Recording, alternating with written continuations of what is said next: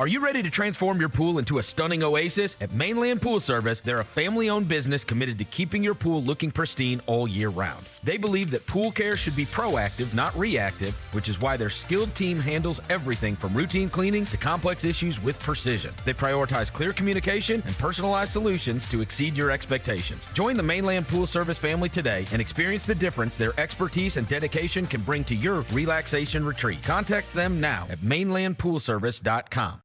Kroger shoppers and Grizz fans. Want exclusive last-minute discounted ticket deals texted straight to you? Sign up with the new Kroger Buzzer Beater deal.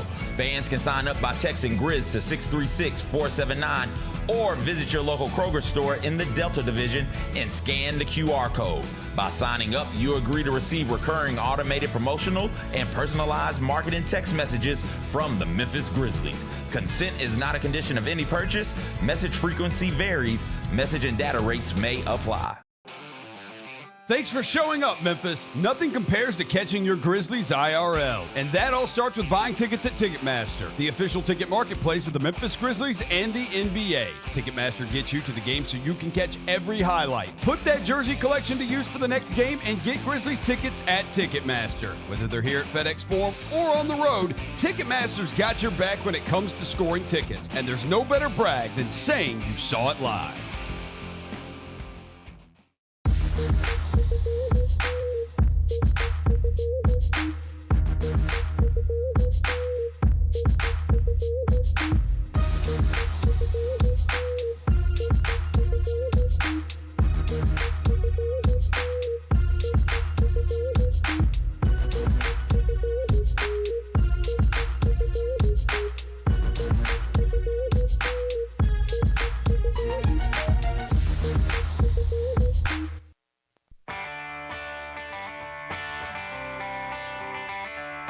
Live from the Built Ford Tough studio at FedEx Forum, it's the Gary Parrish Show, presented by Ortho South, on YouTube at Grind City Media and the official Grind City Media app.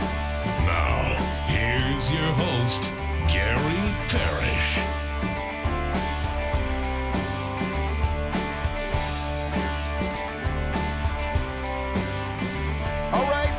I'm here. My name is Gary Parrish, speaking to you from Midtown Manhattan, New York City. Bennett Doyle back in Memphis, producing the program. Glad he's with me. Glad you're with me. Hope you're getting through the day best you can.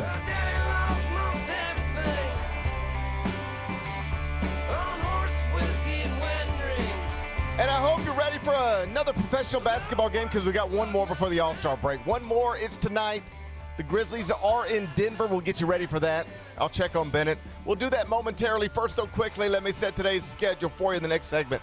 About 20 minutes. Going to be joined by Chris Vernon. He, of course, is the host of the Chris Vernon Show weekdays, Grind City Media at noon. He's going to join me in about 20 minutes. I'll talk to him about all things Grizzlies, NBA. Chris Vernon will be here in the next segment. Finish talking to him, take a break, come back, do 5 more things you need to know, at which point we're going to discuss 5 previously undiscussed stories. Among them, oh, buddy, this is a wild one. Some dude from Norway, he won a bronze medal in something involving cold weather in the Winter Olympics. I told you I don't really follow this stuff. Anyway, immediately after performing, he decided to use that platform to apologize to, I guess now, his ex-girlfriend for cheating on her. I mean, it's a new one on me. I mean, most of the times when I watch the Olympics, I don't watch them that often, but when I do and people get a microphone stuck in their face, they usually think their mom or their God. This dude said, I'm sorry I hooked up with another woman. It's a wild deal. I'm going to get Bennett's thoughts on that situation. We're going to do that in about 40 minutes. Crazy night in college basketball. 4 top 15 teams were upset. I'm going to run you through that. We'll do it in just a bit. Charlie Woods, that's Tiger's son. He's made a commitment, a verbal commitment. He's going to be a Florida State Seminole. He's going to be on the same campus as our old buddy Mike Norvell. That's a headline that we must discuss. We'll do it a little later on in the show. Bad Bunny's Super Bowl numbers are in. A lot of people watched him sing in Spanish. I'll share the numbers with you. We'll do that in the third segment. And this Nancy Guthrie story. Oh, buddy. Bennett, are you up to date? I am up to date and following as we speak. No update, but maybe I'll have something for you as we get later into the show. I mean, Bennett, there's a lot of reasons I stayed up way later than I should have. Among them, a fire alarm that went off nonstop till about 3:30, 4 o'clock in the morning. But Nancy Guthrie contributed to this as well. I can't get enough of this story. It's awful, obviously, but captivating for sure. We're going to update you on that situation during a segment we call 5 More Things You Need to Know. Then we'll eventually do GP's Carryout, and we'll call it a day. So that's the rundown. We got a lot to get to, but I did want to start with your Memphis Grizzlies because Game 53 of a scheduled 82 is going to be played tonight in Denver. Grizz Nuggets Ball Arena, 8 p.m. tip Central. You can watch it on the FanDuel Sports Network. Bennett, I've been thinking about you. Thanks, man. Why? I've just been thinking about you. Thanks, People sometimes tell me they're thinking about me, and I appreciate that because there are some people in this world, they go through life, nobody thinks about them at all, and that seems lonely and sad. It does. So I like it when people say, "Hey, babe, I've been thinking about you. How are you?" And I'm like, "I'm okay," because that's my default answer. I'm okay, and I usually am. I feel okay. But they're like, "Man, you look tired," and I know you've been bouncing back and forth from here and there, and those. Are you okay? And I say, I'm okay. I'm doing all right. And so I try to. I sometimes in these, I have these moments. I go, man, if people are out there really thinking of me, who am I thinking about? If they're thinking of me, if they're worried about me, who am I worried about? Because I should have empathy. I should have compassion. If people are concerned about me, I should take that same emotion and distribute it. Who am I concerned about? And I settle on you. I've been thinking about you. How are you? You all right? I'm good, man. I'm good. Excited to watch my team tonight and excited for the All-Star break. It could not get here quick enough. So you sound like you're more excited for the All-Star break than you are to watch your team tonight, and that's completely understandable, and that's why I've been thinking about you. Well, Because here's the truth. If we're all being honest, if we're all being completely honest, the Grizzlies are going to play a game tonight in Denver, Colorado. It'll start at 8 o'clock. It'll be on television for most of us. We can watch it or not, all right? And we're going to, but we don't. Most of us don't have to. I could show up tomorrow and get through a show, and you wouldn't really know. But you're different. You got to be there for this. I'm built different. Yes, you're built different, and you're required to do different things. Mm-hmm. You have to sit through this. You have to deal with this the entire rest of the season. And in all seriousness, I was like listening to Vernon yesterday as I was walking the studio, and he's pretty clear on his perspective about tanking. He hates this. Mm-hmm. He never wants to do it. He will not enjoy it, but he understands it. And we don't completely agree on every aspect of it, but I don't like this either. I like looking forward to games and going, let's try to win it. And if we can win this, we're one step closer to that team in this standings. I like that. That's what I enjoy the most. I don't enjoy this. But most people can, and some will, tune out. You can't. You have to live it. Every bounce of the ball. It's your are you okay? I am okay. No, I mean, I said to you yesterday, it's an honor and a privilege to be able to cover this team for a living. It's awesome. And even if I didn't, I would still watch every single game like I did before, and I will after. Like I like watching my teams. Like I want to watch every game. I want to see, I want to see every dribble, every pass, every bat. I like watching all of it. I like consuming all of it. So I'm good. But I do agree with the sentiment completely. Like I hate it. Like I don't like the situation that we're in. And this is becoming like a national conversation, right? Like yes. This is becoming a big thing. I do think I heard Vernon talk about this a lot yesterday. I think there are going to be changes. Like you can't keep going this way for years and years and years as a league. You just can't. Like you can't have games, so many games that just don't matter, right? You can't. You can't do that. So I do think that there will be some kind of changes to make it more competitive going forward, deeper into the season. They have to do something. This is bad. This is a bad moment in time for the NBA. And it's not because people are fighting on the court or whatever, whatever. It's because you have a product that you are asking people to care about and pay to watch and pay to attend. And about a third of your league doesn't even compete. Yeah. And I don't fault any of them for not. No. Like we talk about this freshman class, man. It's supposed to be one of the great drafts. You can't fault anyone, because the thing is, too, GP, is a lot of these teams, the Grizzlies included, how are you going to become a great team? Through the draft. Small market teams have to become great through the draft. That's just how it is. Every franchise that is tanking right now, Grizzlies included, is doing the best thing for their franchise and what most people agree is the smartest thing for their franchise. There's 30 franchises. All 30 are trying to do what's best for them right now. Oklahoma City, trading for Jarrett McCain to try to go win another championship. That's what's best for them right now. Memphis, tank to try to get Darren Peterson. Or AJ DeBonsa or whatever. That's what's best for them right now. So I'm with you. I don't blame anybody for doing what they're doing. There's 30 entities making decisions on behalf of billion-dollar corporations. They're all doing what's best for them. Yeah, like the Jazz were the ones taking the heat this week, right? But I look at that situation, I'm like, I don't blame them at all. Okay, here we are. Let's take the Jazz, because it is the most dramatic example of, come on. Mm-hmm. We thought maybe for a second when you traded for Jaren Jackson Jr., you were actually going. No, we're going next year, not now. Are you guys stupid? We're not going now. And so it's like, God, even the franchise that trades for Jaren Jackson Jr. can't try to win and are quite literally sitting their best players in the fourth quarter to lose. Is that really where we're at? But still, the Jazz are doing what's best for them. Because think about this sensibly. Okay, you can get into the playoffs, whatever seed you get. Eventually, you run into Oklahoma City or San Antonio. How do you think that's going? With Lauri Markkanen and Jaren Jackson Jr. and everybody else you have that's good, how do you think that's going? Probably losing it, even if you're competitive. All right, so it'll be a season that matters not at all to anybody.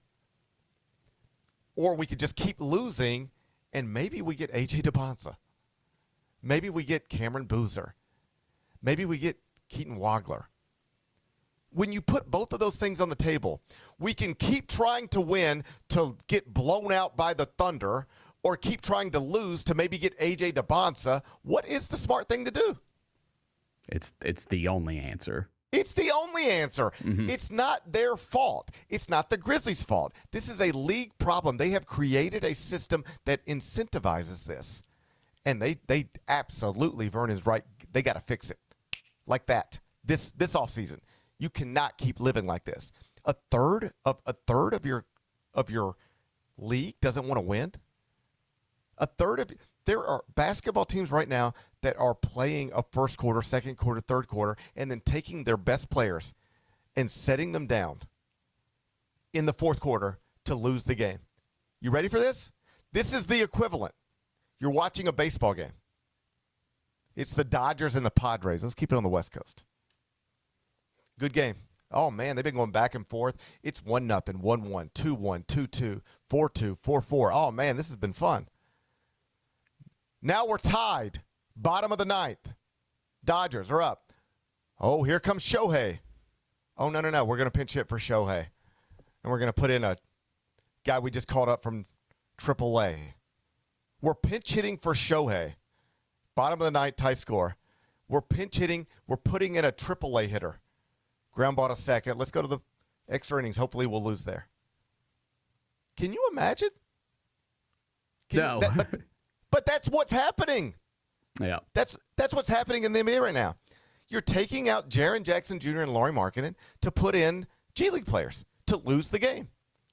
It's a real and it's not just one team. They're the best example of it. It's a third of your league. And when you contrast it, this is another part of it that's tough. When you contrast it, imagine last night, the only thing you want to do in the world. You worked all day, you're tired. man, all I want is to eat a nice meal, sit down in my chair. I just want to watch basketball tonight. Football's over. I love football. It's over. I guess now I'll watch basketball. I'm just going to watch basketball tonight. Turn on an NBA game and then turn on Purdue, Nebraska. Turn on an NBA game and then turn on any of the awesome college basketball games that were also on television last night. They don't look the same. They don't sound the same. College basketball cannot match the NBA in athleticism, shot making, brilliance, all that stuff. But ultimately, this is a television product. And they don't look the same on TV at all. One looks like it matters, like the whole world's on the line. And the other one looks like nobody's there. There's no energy in the arena, for the most part. Not everywhere, but for the most part. A 30-year league's trying to lose. And the best players aren't even in the game. They could be, but they're not. Imagine turning on Nebraska-Purdue, and in the final 4 minutes, Matt Painter just set Braden Smith and Trey Kaufman-Renn down, his 2 All-Americans. Just set them on the bench. It's February 10th. That's what last night was. He just decided there's 4 minutes to go. We're in a tie game. Set them on the bench. We're not trying to win this. You can't even – it doesn't make any sense. But that is what's happening in the NBA right now. It's an issue. And you got a few more months of it. You okay? Yeah. Oh, yeah, I'm good. I'm excited to see, Joker tonight. Like, that's going to be good. He's got 3 straight triple-doubles. Like, that's one of the stars of the league. I'm excited about that. All right. You look excited. I am excited. I think we moved the tip-off up earlier, too, so that made me a little bit happier as well. I think we're tipping off at 8 o'clock instead of 9 o'clock tonight, so that's pretty good. Hey, every hour counts. That's right, Every hour man. counts. In truth, like last night, I was excited for the exact same reasons. Usually on Tuesdays, we have a doubleheader or a tripleheader, and it's at 2 o'clock. Yeah. We don't even get back. I don't get back to this room till 2 o'clock in the morning, usually on Tuesdays. Last night, we had one game, 6:30 p.m. call time, 8:30 pregame show, 9 o'clock tip, 11 o'clock 30-minute episode of Inside College Basketball. Can reasonably be back in the hotel by midnight. Let's go. Very fired up. And then the fire alarm went off till 4 o'clock in the morning. Nonstop. So I got excited for the same reasons you got excited. My night was supposed to end earlier than normal. And then the fire alarm went off till 4 o'clock. What happened? Did something catch on fire? Nothing ever catches on fire. They I just cannot went off tell and they you- couldn't turn it off. I have been in so many hotels in the middle of the night where fire alarms go off. I have never seen a fire. I am now comfortable. You ready? I will publicly make this promise. If you will agree as a hotel to never announce that the fire alarm is going off, to never announce that you're looking for a possible problem, if you'll promise to never put that on a speaker and wake me up, I promise to not care if I burn to death in a fire. That's the truth. I'll take my chances, man. I'll take my chances. Let me sleep, and if it's over for me, it's over for me. I'll roll those dice every time. I have never seen a fire, but this fire alarm goes off. 4 o'clock in the morning, and it's this. I know this buddy's voice at this point. I recognize this guy's voice more than I recognize my own. Like, may I have your attention? May I have your attention? Yes, you don't have to say it twice. And I know I'm not probably the best person to be talking about. You shouldn't say things twice. Probably I know I repeat things. Probably not. I got it. I know who I am. But it's 3:23, and my buddy's like, may I have your attention? May I have your attention? Yeah, I guess so. You're very loud coming straight into my room through some speaker that I didn't even know exists. It's like if Alexa started talking to you at 3:23. That's what's going on. May I have your attention? Yes. A fire alarm has been activated. Yeah, I figured. We will update you when we just hey, man. I'm comfortable with whatever happens next as long as I don't hear your voice. It's nothing or it's everything. I just don't want to hear your voice again. I'd rather see a flame than hear your voice. And the problem with that, too, is you can't just put your AirPods in. You just got to listen to it. It's so, and you know what he says the whole time? Please just stay where you're at. Don't be alarmed. We'll update you in a second.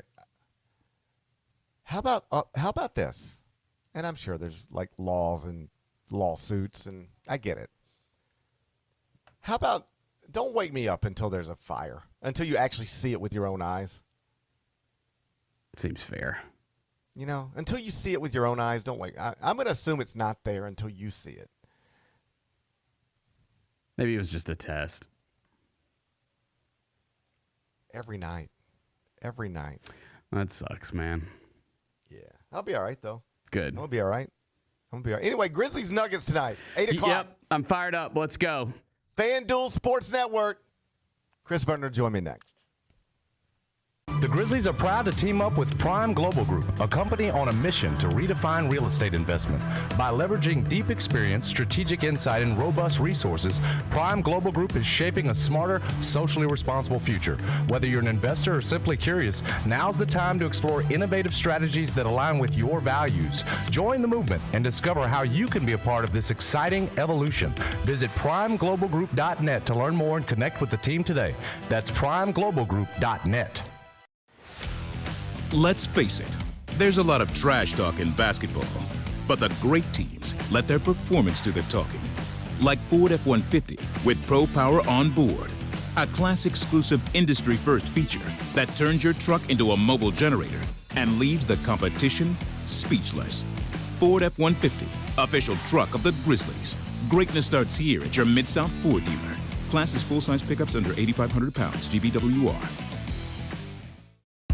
Nate Bargatze. Look, I say a lot of dumb stuff. I try to keep it in front of large groups. Seems to go better that way. Big Dumb Eyes World Tour.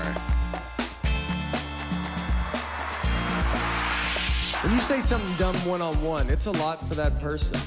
I'll say it, then I can just feel that they feel the weight of my life on their shoulders. Tickets and info at NateBargatze.com. Don't miss the Big Dumb Eyes World Tour. Nate Bargatze. Grizz Nation gets set for tip-off 1 hour before every Grizzlies home game with the warm-up show. Get the latest news, notes, and analysis live from courtside at FedEx Forum. Who's going to be the tougher team that rebounds and prevents second-chance opportunities? Join me, Lang Whitaker, along with Michael Wallace, Jessica Benson, and other personalities from Grind City Media, Memphis, and around the NBA. 1 hour before every home game, live at Grind City Media on X, YouTube, and the official Grind City Media mobile app.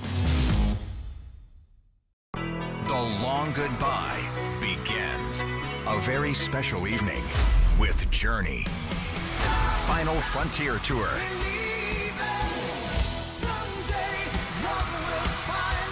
Journey. Tickets are on sale now at journeymusic.com. Your chance to say goodbye to the songs that changed our lives. Journey. Final Frontier Tour.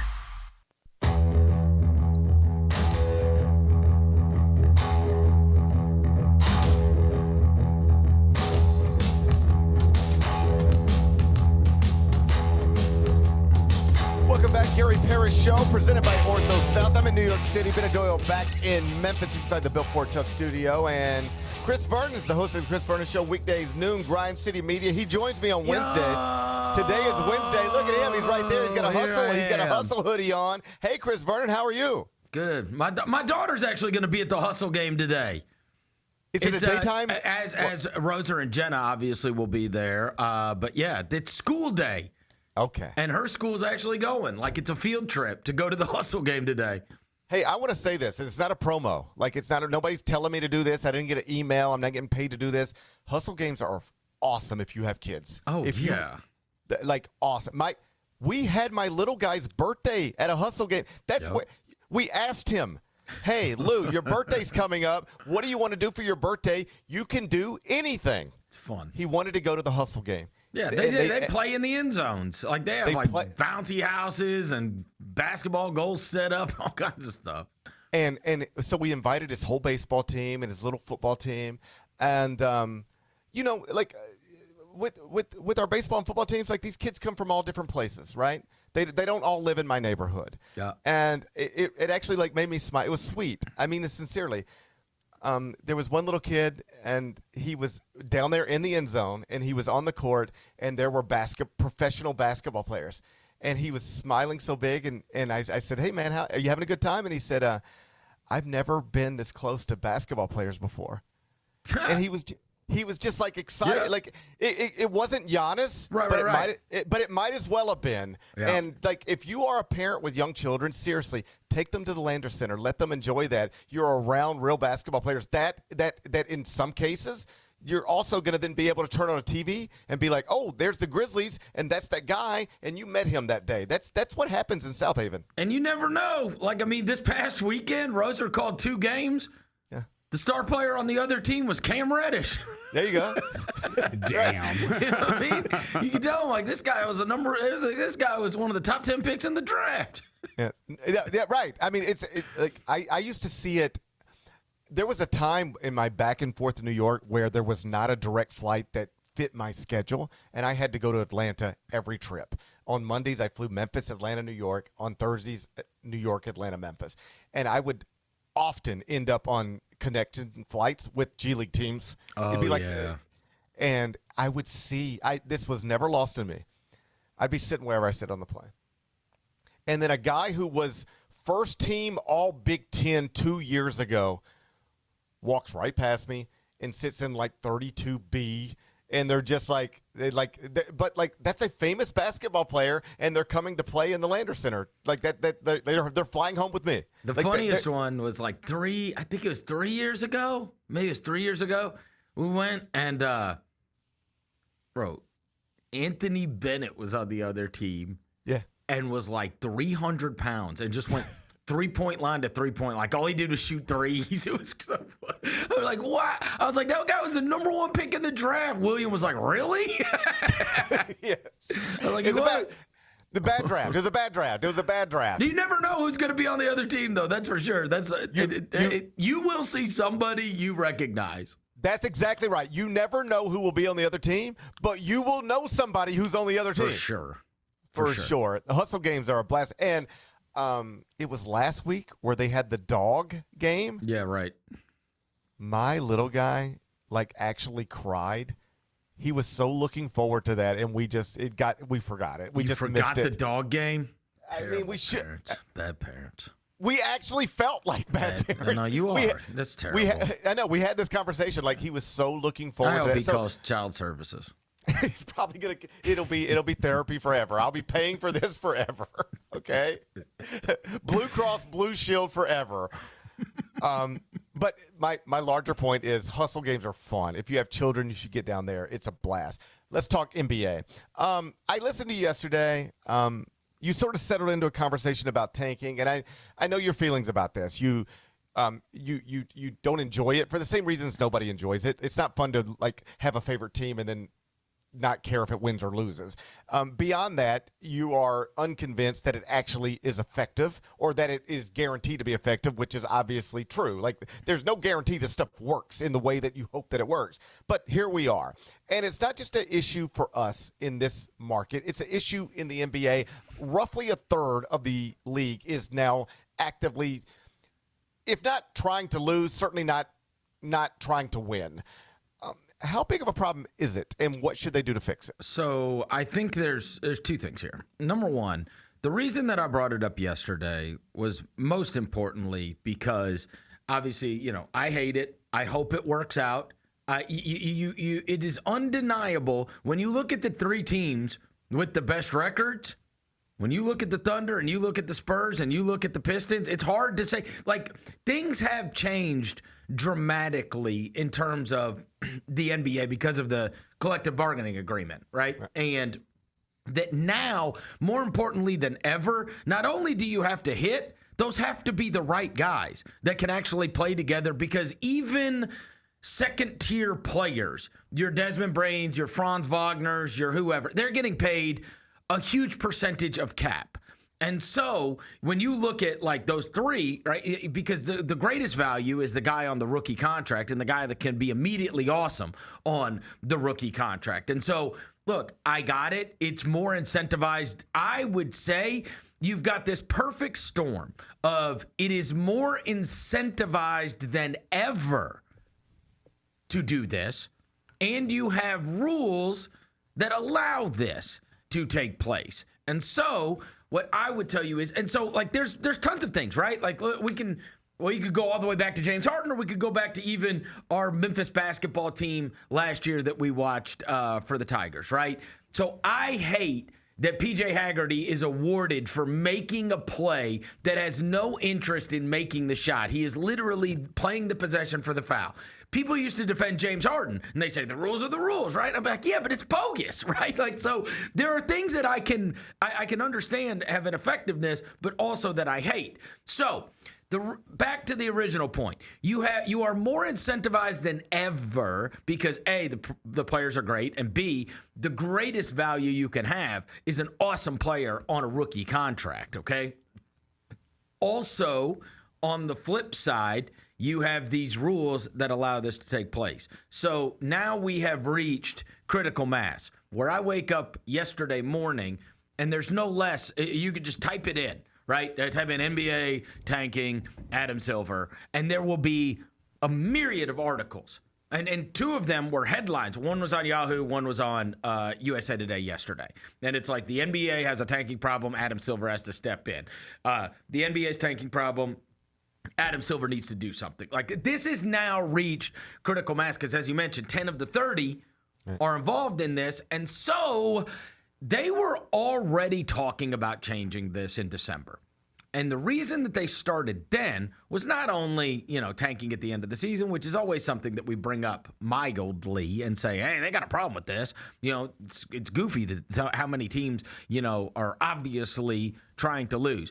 But they brought it up in conjunction with the gambling thing. They say, we can't be involved with this lack of integrity when we have partners that are, and we're trying to get fan interest, and we're trying to do injury reports, and we're trying to do all this stuff. And so because it was involved in that, like there were certain instances even within that federal trial or that will be involved in that federal trial, which dealt with, hey, we're sitting these guys because we're trying to lose. Like you remember those text messages that came out or whatever, or tipping off somebody to letting them know. So there's already the gambling angle, and now you have this draft angle. The draft gets better and better every single night in college basketball, as you know better than anyone.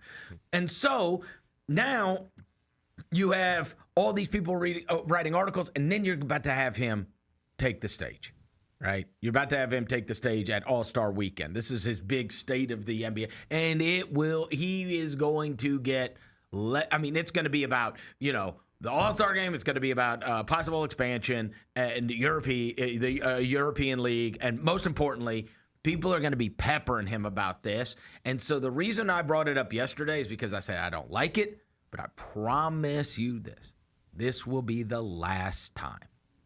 This will not happen again. It won't. There's too much. It's too much. In between the gambling stuff, in between now a third of the league not incentivized to win basketball games. So you take away the incentive. And if that is, and they've brought up all manner of different things, whether that is flattening odds, whether that is, one of the big problems is the pick protection. So what you do is you say you cannot protect a pick, even in the way they just did in that Pacers-Clippers trade, right? Because right now, that's what's going on with Utah. Theirs is like top 8 protected. So they're trying to keep it, right? These teams, last year, you had Philadelphia was top 6 protected. They lost like 27 of their last 29 games, and they ended up getting to keep the pick, and now they got VJ Edgecombe, and they got a chance, right? The pick protections, whether it is just you can only protect it through 4 or you can only protect it through the lottery, that's an easy one that can be done like in 2 seconds, right? The ones that have already been done are grandfathered in, but we're getting rid of that. And then the other ones, which they have brought up, are either flattening the odds more, which they already did in 2019, because obviously that does not dissuade people enough, the flattened odds. Not being able to pick in the top 4 2 years in a row, is a possibility. And then the other one is locking in the lottery early. You just say the lottery's locked in March 1st. And then everything after that, you get, I think they do this in soccer where you get like percentage points for wins down the stretch. And so you say every win you get post-March actually increases your lottery odds. So, but I promise, the fact that they had already met about this in December, and there was an article that you could go find about them meeting about this because of the way last year played out and then the gambling stuff, that this will be the last year that you will be incentivized to lose, because that's what they have to face. You are incentivized to lose, and so now you will make rules that make it so you are not incentivized to lose. I agree completely. They got to do something, and do something before next season, because this is bad, and we'll get back to that in a second. But Chris Harrington tweeted out an idea. I don't think it's unique to him. He just identified it as his preferred way to if not fix this, at least help it, improve it.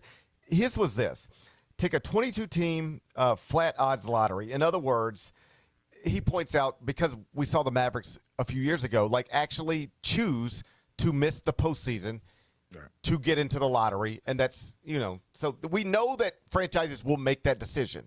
Again, that was a protected pick, right? Which ended up being Derek Lively, which enabled them to get to the final. So, I mean, like, people in retrospect said that was a right move, So his thing is, we know that teams will do that to get that, but he doesn't think teams will actually prefer to lose a playoff series to get into the lottery. Once you're in the series, you're going to try to win the series. And so his is be one of 22. Mm-hmm. That makes sense to me. Mm-hmm. Yeah. Does that make sense to you? Yeah. I mean, I would have to think it through. And in terms of if it's flat odds, I mean, look, they tried flattening the odds already. And nobody cared. I mean, like, you know what I mean? Mm-hmm. I mean, so it's obvious, because you still just like, I mean, I think if you're, say, like Indiana right now, they have like I think it's a 52% chance of getting a top 4 pick, right? So their odds have gone down in terms of getting the number 1 pick. But when you're giving somebody a 50-50 shot, that's why they top 4 protected that pick that they moved in the Zubac trade. Because they're going, and we'll see how that plays out for them, but they're going, man, if we're in the lottery and we get a top 4 pick, that's 52%. They got a 48% chance of losing that pick. And so that, that was the process of the trade. We will see what the result of that trade is. But obviously, these teams are too incentivized because, as you know, like the 4th pick could be amazing this year. The 4th pick could be amazing. The 8th pick could be amazing. It could be amazing. Like, it's all like, and this is like a perfect storm of bad stuff in this regard for the NBA. You have, rules, for lack of a better word, that incentivize tanking. You have a draft that incentivizes tanking because this is maybe the best draft ever. And then you have an all-time great college basketball season that is being contrasted against you every night. I mean, turn on let's just go back to Friday. Turn on UConn St. John's, and then go to Saturday and turn on North Carolina Duke, and then watch football on Sunday. I don't care. But then Monday, Kansas, Arizona. Last night, 4 top 15 teams lose. Nebraska, Purdue. I mean, you turn on if you're just like, hey, football's over. I'm a football fan. I don't really care about anything else. I love football. But football's over. I'm going to turn on basketball tonight. I got a million screens. I'll just turn basketball on. If you turn on college basketball, Nebraska, Purdue, Carolina, Duke, Arizona, Kansas, UConn, St. John's, and turn on most NBA games, I mean, the contrast is overwhelming. This looks like it's the Super Bowl, and this looks like, why are the 2 best players sitting on the bench in the 4th quarter? It's a wild contrast that is like not great for the NBA. Well, I got to say this too, because this is my one silver lining, now that you mentioned that, of all of this happening, is we've been through this now 2 times in the last 4 years. The first time around was terrible because it was Richese, Sarr, Castle and Klingon, those guys. But, I mean, and we ended up with Edey in that draft. But, I mean, that was a admittedly down draft as compared to many others. So, this year, if you were going to be bad and you were going to, get in the scouting prospects game, this is an amazing year. I mean, to your point, I'm flipping on Kingston Flemings. I'm flipping on Acuff. I'm flipping on Ament. I'm watching all these guys. And what's crazy is not only am I watching all of them, they're amazing. Yes. They're so good. I can't believe how good this freshman class is. And then there's kids like you were talking about, the kid at Illinois who's amazing, and they're all over the board, right? And there's a new one that shows up every night. The kid at Louisville had 45 the other night, et cetera, et cetera. But you're going to have a perfect storm where they're going to meet this head on. They're going to change all the rules. When I said this is the last year that this is going to happen, because also, unlike some other years, now, again, you would know better than me, but they tell me the next two, not next one, next two drafts aren't that great. That's right. Right? There's not the next. So you kind of I'll put it this way. I'll put it this way for you. The number one player, the guy who would be the number one pick in the next draft after 2026 is Tyron Stokes. And he is somebody who high major coaches have told me they wouldn't even offer because they're not comfortable with just who he is. Yeah. I mean, so that's what we're talking about. So you have a total perfect storm. Some of these teams had disappointing seasons. They weren't expecting to, right? Atlanta fancied themselves as a playoff team. Dallas fancied themselves as a playoff team. Memphis fancied themselves as a playoff. I mean, you could go down the list. A bunch of these were not supposed to. So you have this total perfect storm, which is seasons that went to hell, amazing draft, incentivized to lose. And so that's why you have to go through that with a scalpel one by one and say, all right, how are we going to fix this? And then it'll all get cleaned up for next year. Some of the credit will be that they have changed the rules and they have changed protections and they've changed this. Part of it will also be you're not incentivized because the players aren't that good, right? That's right. Because what's the difference between, as you say, maybe the number 1 guy and the number 8 guy, right? Right now, would you rather have, and our guy hasn't even played. Right. But sight unseen, would you rather have Zach Edey or Zachary Reese-Shea? You would take Reese-Shea. I'm sorry, you would take Edey. Oh, yes. Right now? Yes. You wouldn't? I mean, I would. I would 100%. And he was 9. He was 9, and the other guy was 1. Now, I wouldn't take Sarr. I would take Sarr probably. He was 2. And obviously, Castle is amazing. But, the point is that if you do get into these drafts where the difference between 1 and whoever was drafted 9 or whoever was drafted 10 is not that great, whereas this year the difference between 1 and 10 could be the difference between a 10-time All-Star and a guy that's a rotation player. I mean, I thought this is where you were going with that, but I would definitely. I'd rather have the 5th pick in this draft than the 1st pick in the next draft. Oh, wow. Yeah. I mean, that's where I'm at. There's goofies that are claiming that Cooper Flagg would not go in the top 5 of this draft, which is insane. I'm not saying that. That's insane. That's insane. That's where people are getting too hyper. Cooper Flagg is doing things that nobody his age has ever done. But I will say, once you see this draft, I'm watching the other night, I was watching that Charlotte Pistons game when the fight happened. Knipple is awesome. Absolutely. And he was 4. And they're saying this draft is better. Yes, it is. And I watched him, and he is immediately awesome. DeBonsa's going to score immediately. Peterson, if he can play, is going to be awesome immediately. Boozer has never not performed at any level, anywhere. Oh, yeah. He's not a mega athlete, but boy, he's going to be because he rebounds like hell, and he's also for this NBA, the stretch 5 thing, if he can knock down those threes like he does knock down those threes, that gives you a whole different angle against these teams, especially the ones that have the slow-footed big guys that they like to put in front of the rim. I like him too. I mean, I like all these guys. I have not watched any of the top prospects and not come away impressed. Even honestly. Illinois lost last night, but Keaton Wagner was awesome. He is awesome. He is awesome. He does. And he looks cool, and he's 6'6", and he is awesome. Google any mock draft that exists right now, and give me the player who is slotted 5th and I would rather have him than whoever is number 1 in next year's draft. Which is great. And so that goes to my point about the perfect storm. Like everything, that's the reason we have this. And look, Adam Silver's about to do his State of the NBA, address, and he's going to be talking to people all weekend. And this is going to be a thing. And especially it'll be a thing with the TV people. It's going to, it's just going to, it'll change. Things will change. My prediction is this is, and I love this because I hate tanking. This will be the last time that it is as beneficial as it is. That's what I say. I understand. This is mega beneficial, bro. If you hit this, you could.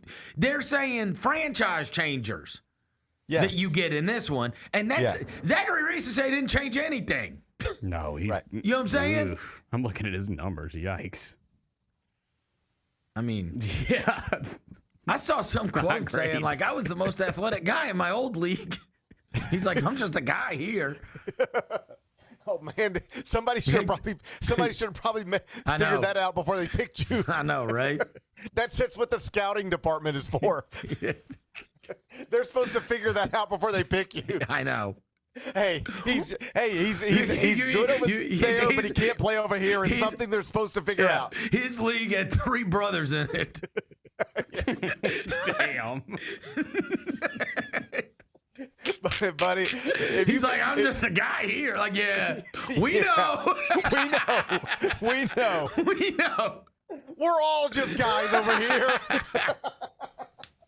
We're all just guys over here. It's so funny. Like I was on the way in today, and I was listening to Simmons' podcast. He did it with Nick Wright, and they start talking about fixing the All-Star game. And Nick Wright, I'll give him credit, man. He's a smart guy. But, dude, he said something. I literally spit my drink. He was like, look, he said, I cannot fix the All-Star game now, but maybe in 4 years. And he's like, maybe I can in 4 years. And he's like, and a lot of this is dependent on your favorite guy, Bill Concanipple. And he's like, but we look up in 4 years and we go white guys versus black guys. And he goes, I spit my drink. And he's like, but they get the Europeans too. So they get Jokic. He goes, if you want to talk about playing hard, I promise you. He's like, and we just get rid of all PC headlines in this. And we just decide we're going to, oh my God. I almost drove off the road. I was like, that. He's like, they give me Cooper Flag, it'd be Concanipple, it'd be Jokic, it'd be Luka. I mean, he's like, you want to talk about a spectacle? All right. We'll turn ourselves into HR just as soon as we're done. All right, okay. We're gonna talk about this, then we'll go to HR and we'll figure it out. But that would never happen. Of course, it would never happen. But it's hilarious. Never say never. It would be the highest rated. It would work. It would work amazingly. Who would watch that? It would work. It would fix the All-Star game like that. He did. He fixed it. That's why I said, oh, my God. Oh, my God. That would be hilarious. We can't do it. We know we can't do it. We know we can't do it. Yes. But it would fix everything. And he's like, you want to talk about playing hard? Those guys would play hard. You saw what they did to Jeremy Lin? Do you remember what they did to Jeremy Lin? They got so tired of Linsanity, they were like, we're about to kill this dude. Go watch a 5-minute documentary on Linsanity. Dude. Linsanity could not stand another day. Dude. They ended Linsanity. Damn. I was laughing so hard. I was like, you know what, man? Okay. He's like, look, we have to put all political correctness aside, but hear me out. And I was like, that's unbelievable. It is unbelievable. It would be great. Huh? Who wouldn't watch that? I know Devin would.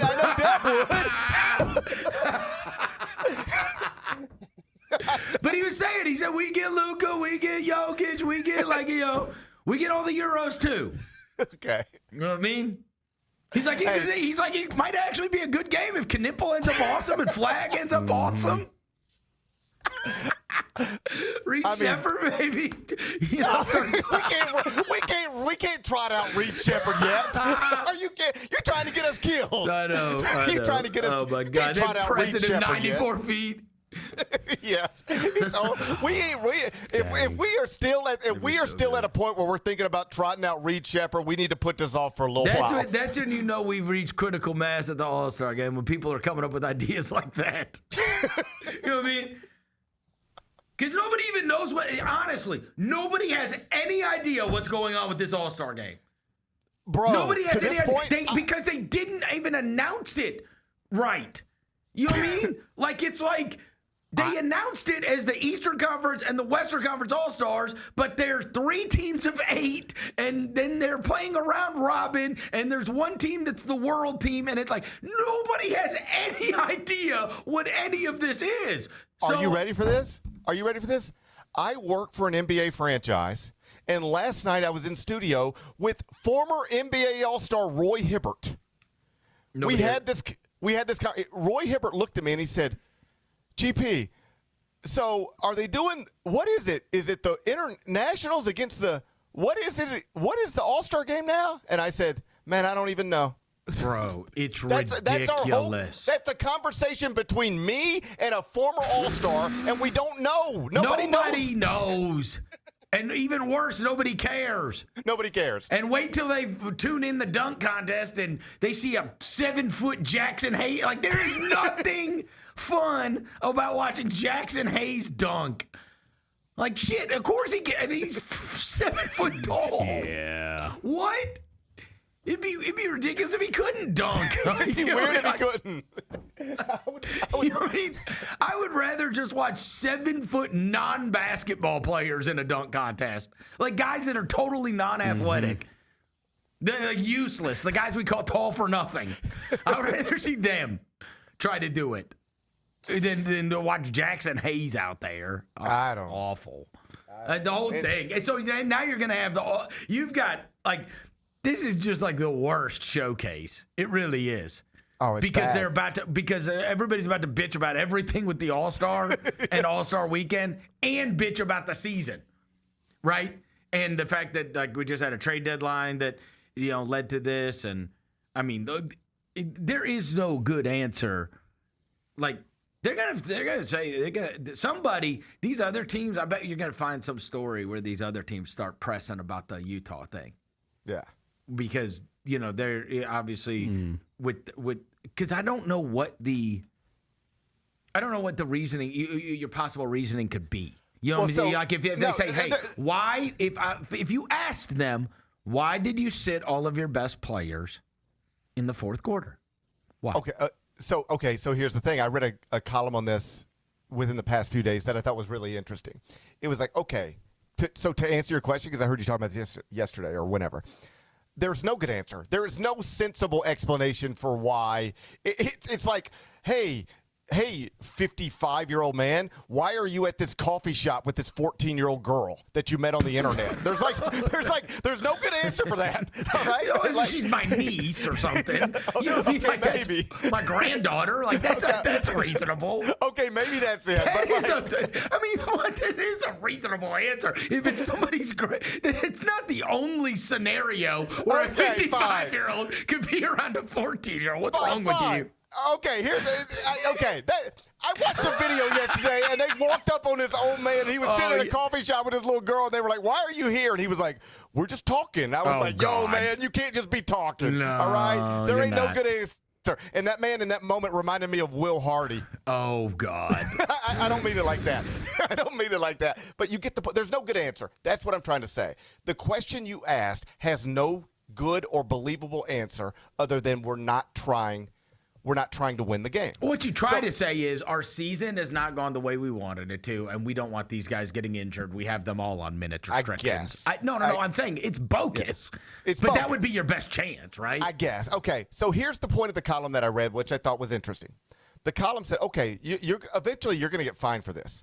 The first one's going to be $100,000, and then it's going to be whatever, and then it's going to multiply, and then it could go to $3 million, and then it could go to $5 million. But this was the point of the column. Okay, let's put a price on it. What is the price? Interesting. Okay, you're a billionaire owner. Yeah. Okay, if it cost you $5 million to have a better chance to get Darren Peterson, why isn't that a good investment? So even the fines, you could be Will Hardy, and they could ask you, why aren't you playing your players? Because we don't want to win. Okay, you're fine. Fine. Fine us $10 million, whatever. We're still trying to get A.J. DeBonsa. I thought that was interesting. Hey, let me, right before I get out of here, I got to ask you about this Peterson thing. Mm-hmm. Because I know you're on the low talking to people behind the scenes, and I know you said what you said about the players, that you work with at CBS and what they had to say about it. They posted a video from Grind City Media yesterday, and it's me being like, what is up with this dude? That kind of video, right? Mm-hmm. If you go look, the first comment is our old buddy Matt Barnes. And he just wrote agents. Yeah. That's all. It's all he wrote. Agents. Yeah. That's what's wrong. But that's what's going on. And it's like, is that the word on the street that the agents are 100? Yes. But that's why he's not playing in second halves, and then all of a sudden has a flu, and then all of a sudden has a cramp, and all of a sudden here's what I believe and understand to be true. He has been cramping. That's been a real thing. Okay. Other players would try to play through it. He doesn't, because he has apparently been told, if you feel anything, you're worth hundreds of millions of dollars, you shut it down. Okay. I believe he felt sick. I'm not disputing flu-like symptoms on Monday. I believe all of that.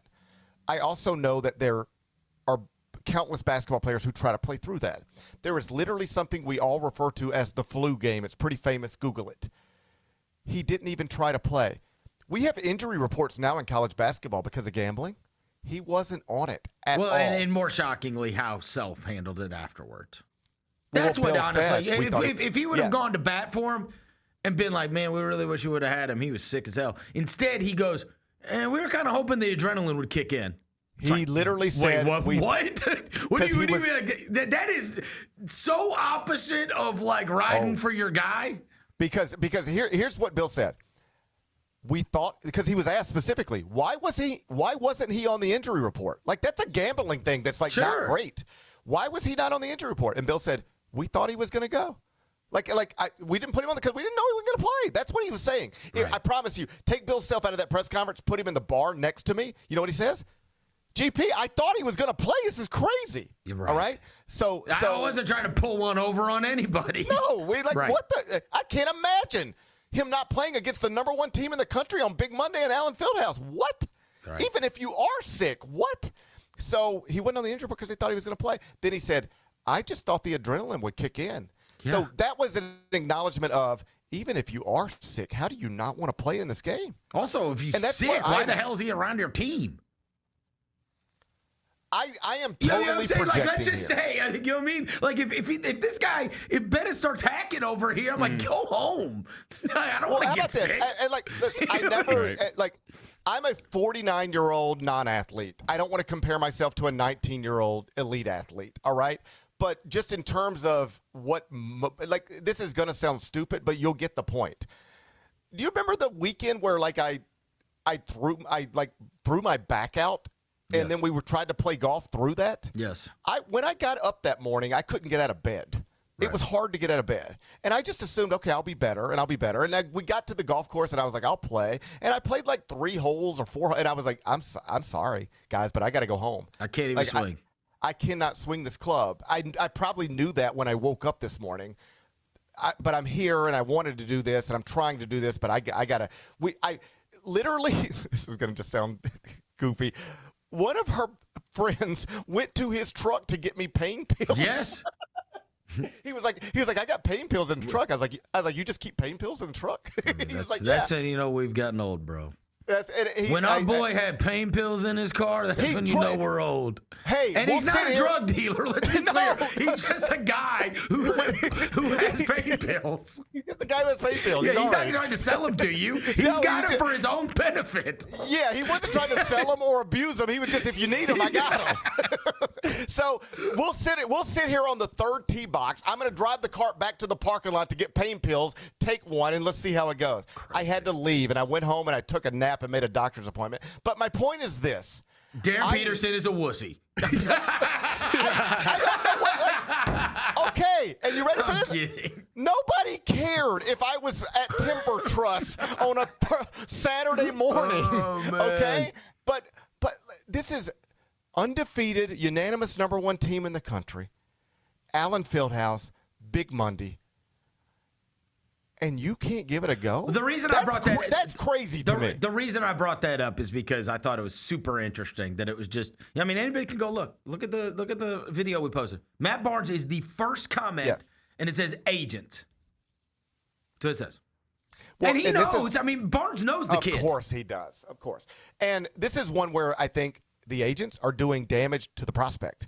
This is not helping. If you think you're protecting there is a theory that like he's trying to get away from teams. They want to be able to direct where he is going, and so they don't care if there's red flags. I have not talked to a single person in the NBA or an agent who thinks they're helping him by doing this. This kids get terrible advice all the time. Look at what happened to friggin' Ace Bailey last year. That's the same thing. He got terrible advice, and then you got to fire the guy and then move on. Yeah. But like move on before it's too late. It's never too late for Darren Peterson. He's going to be fine no matter what. Yeah. All right, he'll be fine no matter what. Sure. But if he is not the number one pick in the draft, it is only because of these reasons. It will only be because basketball evaluations. It ain't even close. Yeah. And DeBonsa's amazing, and Boozer's amazing, and Acuff is crazy, and Caleb Wilson. Basketball evaluation, it ain't even close. That's the guy. If he's not, everybody knows. Everybody knows. But now you've got the. I mean, I talked about it yesterday. He scares the hell out of me now. I can't do that again. I can't do the me showing up to the arena is our best player playing tonight. I mean, imagine we win the lottery. It'd be a disaster. Imagine we win the lottery. I know. And that's where we're at. We're having that conversation every day. I don't even understand how that is like a thing that I would worry about with a college kid. Yes, that's where we're at. Like I'm bringing, like we win the lottery and I'm bringing Bill Self on the show the next day. I'm just going like, what? Okay, Bill, can you put us at ease? Can we do this? We just went through this. I'll wrap this thing all back around. And you're the one that told me the story. The last time I can remember, huge game like that, guy shows up, hour before tip-off, doesn't play. Bailed on the team. Coaches were obviously not going to bat for him, right? You know who it was? I don't remember this. And this is going to wrap it all the way back around to our hustle conference. It was Cam Reddish. There you go. Remember that? The NCAA tournament. NCAA tournament, yes. And his coaches were furious. Yes. An hour before the game, they thought he was going to go. I think this Cam stuff matters. Reddish was the biggest prospect. I mean, you can go find. Yes. Cam Reddish was the guy. I remember seeing this at one point. I think I have it right. Maybe not. But it's like they're just randomly talking to Anthony Edwards when he's in high school. And he's talking about Cam Reddish. Oh, my God. He's the guy. Yes, he's the guy. And he played against the Hustle last weekend. I think this stuff matters. Of course it matters. It's scary. I'm telling you, the last guy I remember it happening with, like flaking like that, you see what's happened with him. Yes, yes. And everybody does is make every excuse in the world for why it hasn't taken with him because they all saw him in high school and know that guy. I mean, Cam Reddish was supposed to be a 10-time NBA All-Star. That's right. It's here. And he might have the talent to do it. It's all right here. Yes. This part matters. This part matters. Yeah. And that scares me with Darren Peterson because I'm not questioning whether he felt bad. I assume that he did. You would have to kill me to keep me off that court. Right. Me. Yeah. I mean, you had to kill me to keep me off a Timber Trust. Yeah, I know it sounds stupid. I know it sounds stupid. And they won't even fix their car pass. No, fix your car pass. Fix your car pass. You got friggin' moats. So I know it sounds stupid, but that is my main takeaway from watching that the other night. Like, why are you not? And even if it's just performative, I swear I would be like, Coach, you got to put me in the starting lineup. I don't know if I can go. And then I would die on the court. You'd have to come carry me off the court. You know, two guys got their arms around me, and I'm sweating, and I'm just like, I can't go. You'd have to see that. I can't just let them release a statement. I'm not good to go. That's crazy. And the reason is because it's 2 weekends in a row. Because the weekend before, I tweeted out, you can go find the tweet. It was like, yo, I tuned in to watch Peterson versus DeBansta. I saw what I need to see. This guy's unbelievable. So then I go and watch the Royal Rumble. It was on, same time. That's right. Remember that? All right, so Royal Rumble's on. So I go and watch the Royal Rumble with my kids. So I come back later that night. There's a Grizzly game that night. I go back later that night, and I'm like looking through my replies, whatever. And there's people who are like, good thing you weren't watching the second half or whatever. And I was like, what the hell? I was like, did he like go 1 for 9 or something like that? I go like, he didn't play. And I was like, just sat there. What do you mean he didn't play? I just watched him have 18 in the first half. The guy was unbelievable. Like he had like 8 in the first 3 minutes. And like at one point went straight at DeBansta, and I'm like, and then dunked on their whole damn team. And I'm like, so what's wrong with them? He wasn't. And then they're just like, he didn't play in the second half. And then there's like no great reason as to why he didn't play in the second half. And even like bizarre. You watch it, and they can explain it however they want, but you watch Monday night. Marco Jackson, a Kansas player, is cramping. Yeah. He has to go to the bench for cramping, and they're over there, and they're working on him. They got trainers on his legs, and you see Peterson go to the bench with cramping. Nobody touches him. They just leave him alone. He's sitting there like he's a walk-on. Okay, then let's just pray for the number 2 pick. How about that? That way we don't have to worry about it. Let somebody else do it. But then he's sitting there too. Because somebody else is scared of him. It's like, yeah, if you're at 2, then somebody else can take him at 1, and you can always say, well, we didn't have a chance. We didn't have a chance. If he's great, you can say we didn't have a chance. And if he's bad, thank God. Right. So, yeah, it's like so whoever. Weird. That's the only thing. There's like this unbelievable freshman class, but there's the best guy is like, I don't know. It's interesting. Like, this is the best. In theory, this should be the best time to ever win the lottery. But if you win it, you immediately go, oh, God. Now what?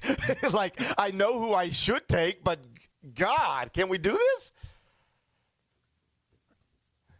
Interesting. All right. We got plenty of time with to talk. us, when that is the thing. With us specifically. With us specifically. That's the thing. I got all the jokes. He's the perfect Grizzly, but I don't want that to be. You know what I mean?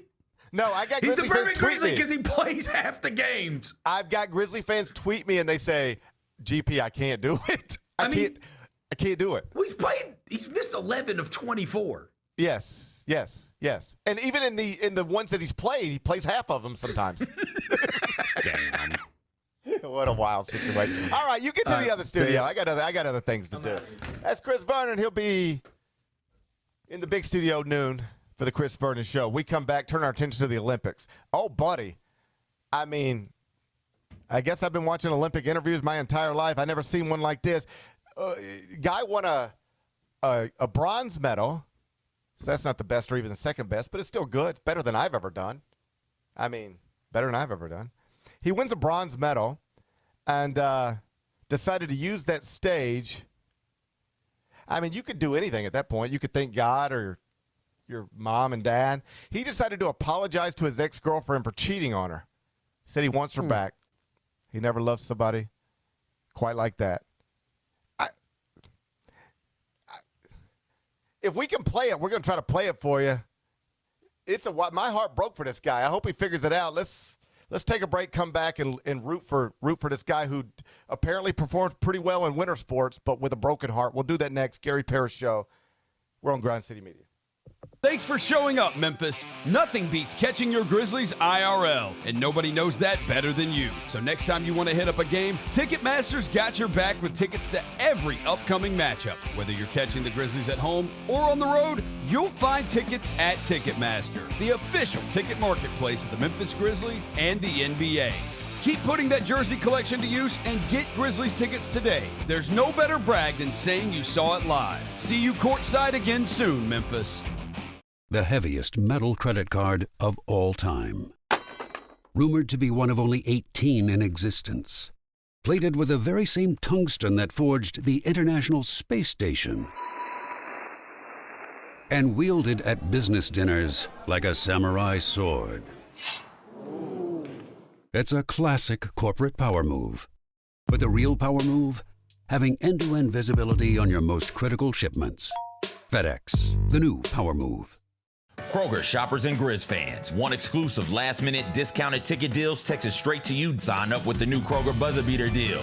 Fans can sign up by texting Grizz to 636-479 or visit your local Kroger store in the Delta Division and scan the QR code.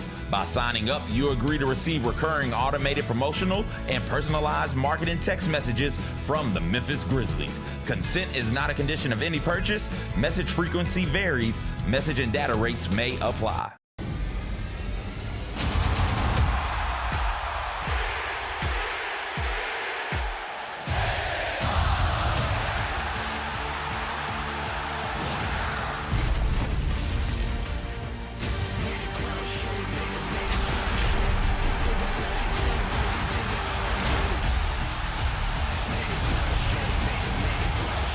Memphis, Monday, February 16th. Tickets and ringsider packages on sale now. I risk my life to tell y'all these truths. Cat Williams is back. Brand new material, a new tour, and the same legendary laughter he's delivered for decades. Nick Cannon got 136 children, Jesus. Did you know that? Always classic, always Cat. White people are friendly. You can call them at 3 o'clock in the morning with the wrong number and they won't even be mad at you. Hello? No, I'm sorry. No Shaquita here. The Golden Age Tour, March 6th in FedEx Forum. Get tickets at Ticketmaster.com.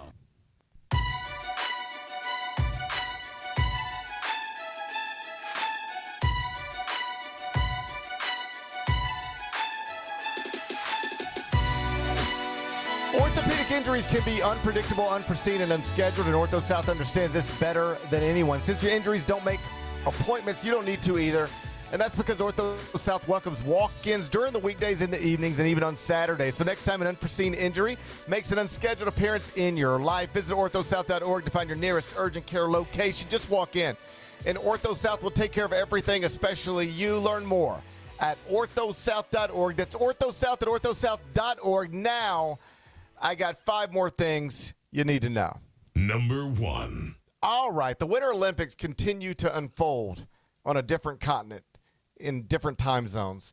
And I just sort of see what I see.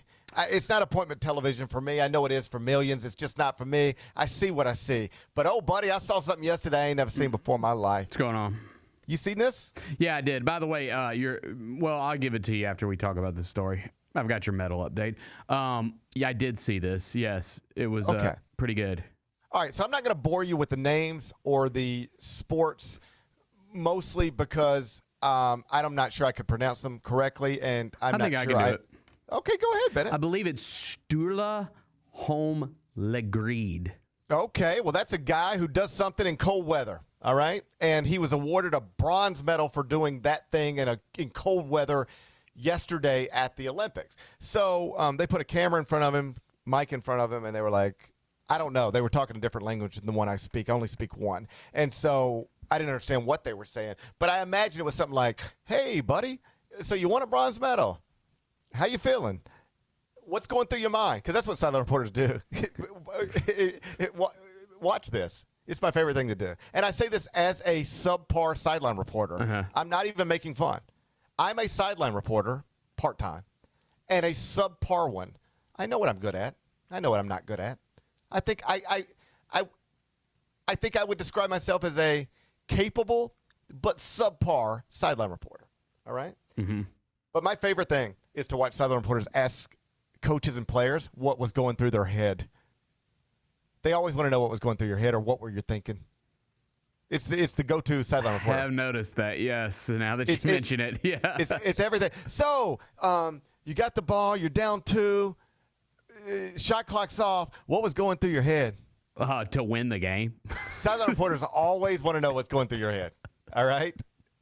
They want to know what you were thinking about and what was going through your head. The same again. Yep. You'll notice it every time now. They always want to know what was going through your head. They always want to know what were you thinking. Mm-hmm. That's it. And then it's like, all right, thank you. Back to you. Back to you, Ernie. What was going through your head? What were you thinking? My favorite thing. All right. Anyway, so they're talking to this fella. He's from Norway. Mm-hmm. He does something in cold weather that they care about at the Olympics, and he won a bronze medal for doing that thing. Mm-hmm. So they're like, hey, buddy, how you feel? You just won a bronze medal. And here's what he said in a different language, but it's been translated at this point. He said, quote, 6 months ago, wild answer. We weren't even trying to take it there. 6 months ago, I met the love of my life, the world's most beautiful, sweetest person.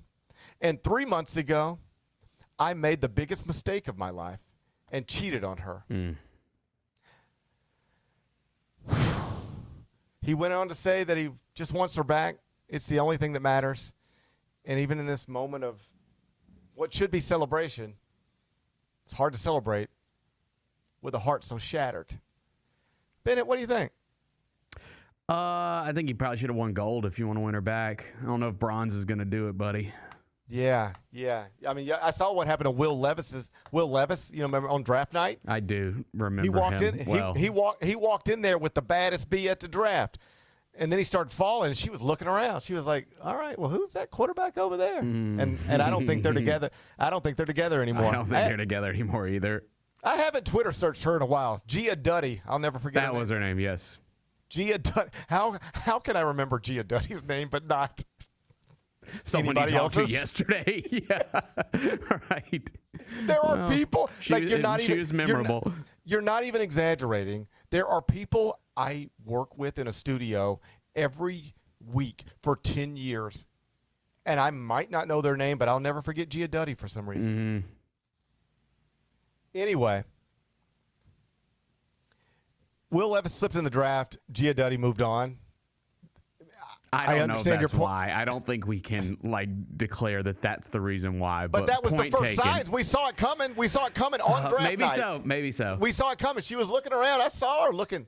Yeah. She was like this the whole time. She was like, and they were like, and the 18th pick of the 2000 whatever NFL draft is not Will Levis. And she was like, what the? I did see her daydreaming, yes. She was daydreaming for sure. All right. So I don't know if that's what ended it, but that's what I could see. We were going down them tracks. I could see what's going down them tracks. So I understand your point.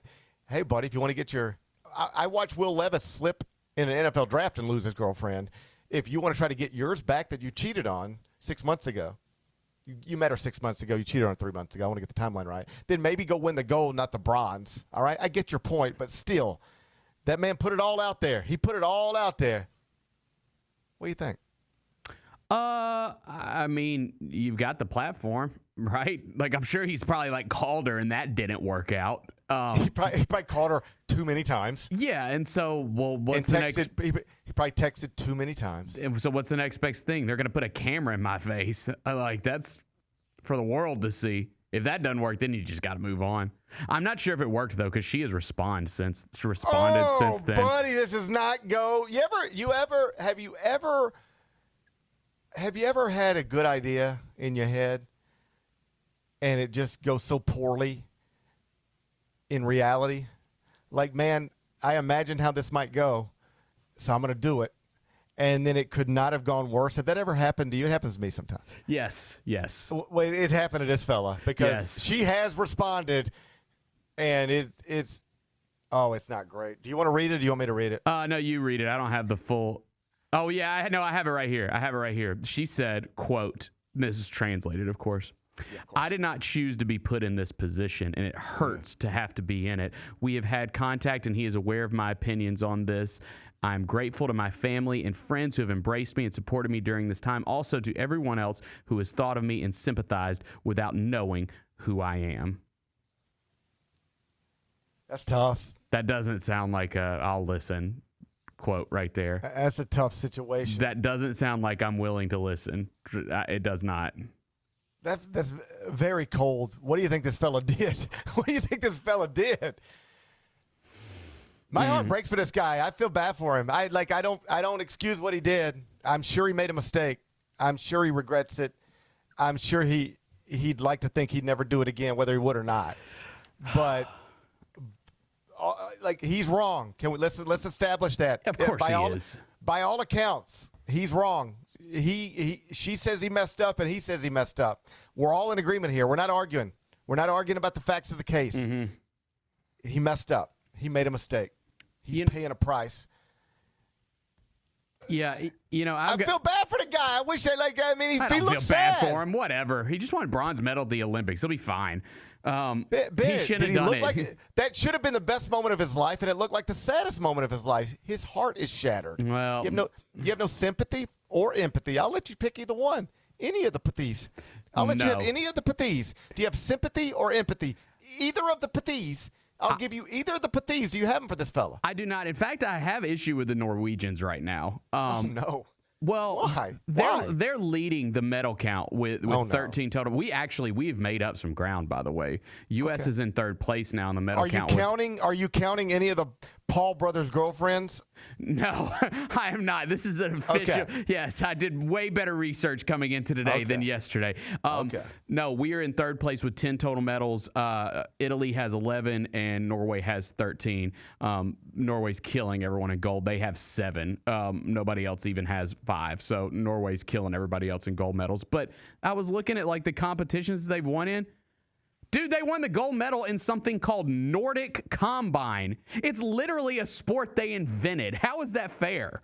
I mean, we did that with football and NASCAR. Well, actually, that's true. When we weren't good enough at the Olympics, we just started inventing sports. Yeah, we did baseball.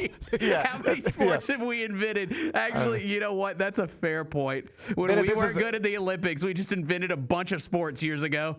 This is an excellent example of American hypocrisy. Yeah, I think that's what this is. I think that, you know what? They can have Nordic Combine, actually. Okay, I take it all back. I think we should give that to them. I think we should give them Nordic for everything else we're doing and have done. If you guys need to get a medal in Nordic Combine, knock yourself out. That's fine. Hey, but we're taking Greenland.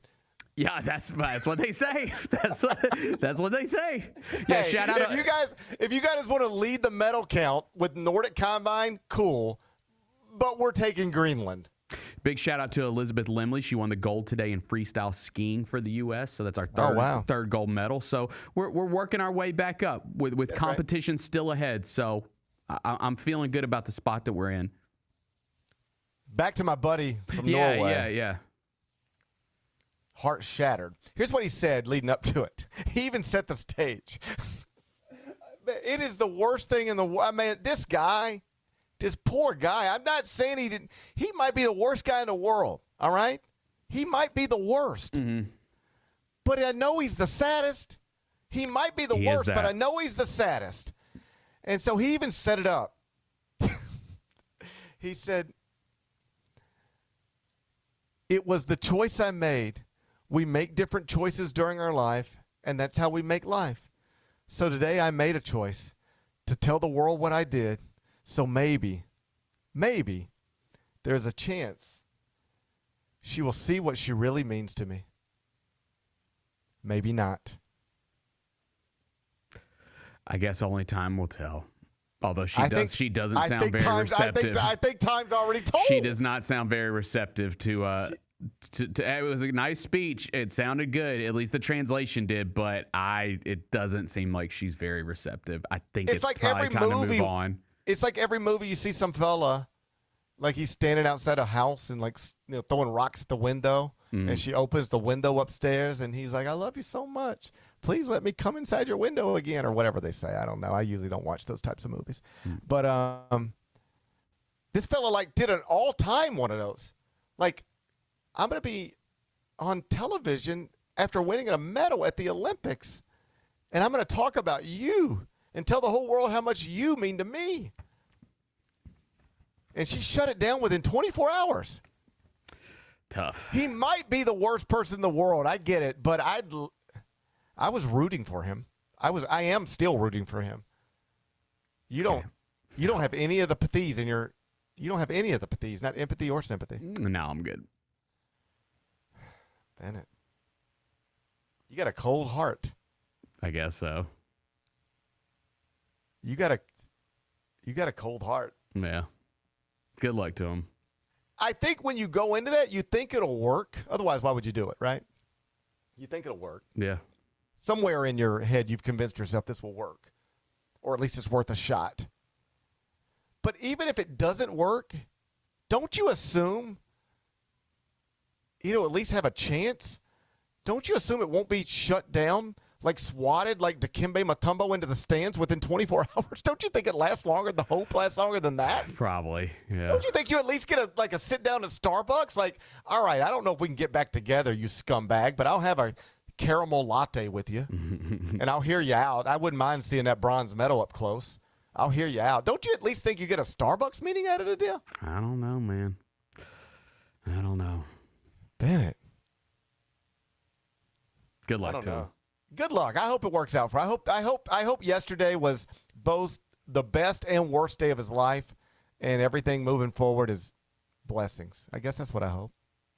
Number 2.